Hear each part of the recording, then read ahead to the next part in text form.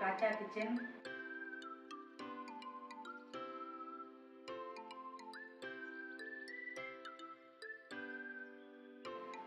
అందరికీ నమస్కారం. అందరూ బాగున్నారా?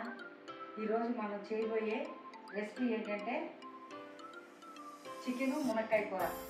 చికెన్ 1/2 కేజీ, మునక్కాయలు 5, ఉల్లిపాయ తరుగు 2 ఉల్లిపాయలు, కొత్తిమీర, పుదీనా, సాల్టు, 2 టమాటాలు, తగినంత కారం, మసాలాకు కావాల్సింది కొబ్బరి, వెల్లుల్లిపాయలు, ధనియాలు, అల్లం, చెక్క, మొగ్గ, పసుపు తగినంత. ఈ చికెన్ని ఈ గిన్నెలో వేసుకొని ఉప్పు పసుపు వేసి కొంచెం బాయిల్ చేద్దాము.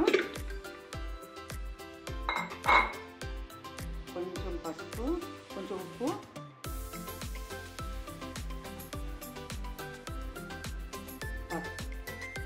వేసేసి బాగా ఇలా కలుపుకొని నీసు వాసన పోయేదాకా ఈ నీళ్ళన్నీ ఇంకిపోయేదాకా ఉడకబెట్టుకోవాలి.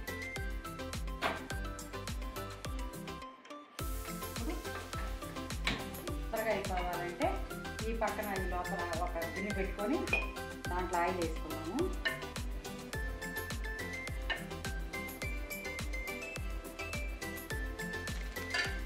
పక్కన పెట్టుకున్న బాండిట్లో పుదీనా ఎంత ఎక్కువ వేసుకుంటే అంత రుచికరంగా ఉంటుందండి. ఇప్పుడు ఉల్లిపాయ తరుగు 2 ఉల్లిపాయలు, మనం చికెన్లో కొంచెం పసుపు ఉప్పు వేసాం కదా, దీంట్లో కొంచెం ఉప్పు వేసుకోవాలి. ఎక్కువ వేసుకోకూడదు, చూసి వేసుకోండి. పసుపు ఈ 2 వేస్తే తొందరగా మగ్గిపోతాయి.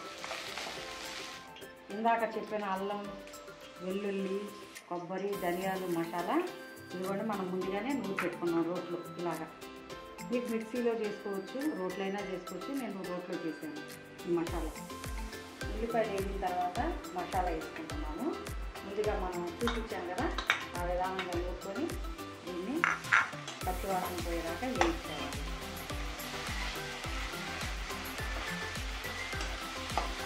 పుదీనా ఎందుకంటే అంత వేసాను, గ్యాస్ట్రిక్ ట్రబుల్ ఉండదండి, చేతులు బాగా వస్తాయి, గ్యాస్ ఉండదు.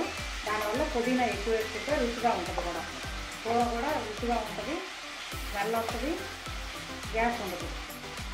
మసాలా వేగింది కదా, పచ్చివాసన పోయిన తర్వాత ఈ మునక్కాయ ముక్కలు వేసుకోవాలి. మునక్కాయ ముక్కలు బాగా ఇట్లా కలిపేసుకోవాలి.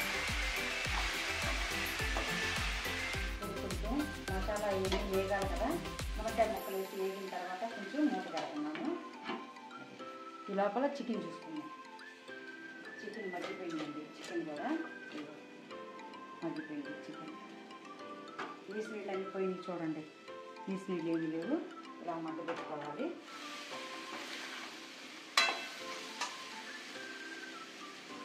ఇప్పుడు కోసి పెట్టుకున్న టమాటా ముక్కలు 2 టమాటాలు,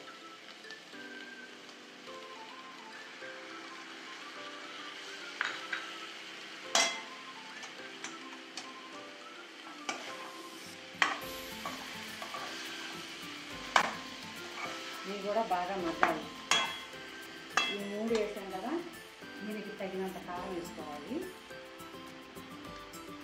మేము కొంచెం కారం ఎక్కువ తింటామండి, మీరు కారం చూసుకొని వేసుకోండి. అందులో వేసుకోరు కదండి, కారం ఎక్కువ పడుతుంది, కొంచెం చూసుకోండి.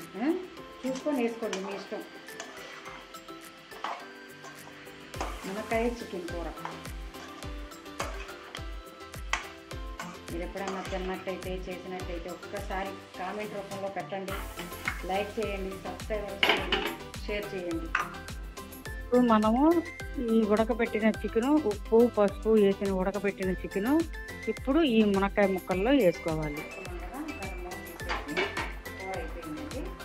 దాంట్లో కావాల్సినంత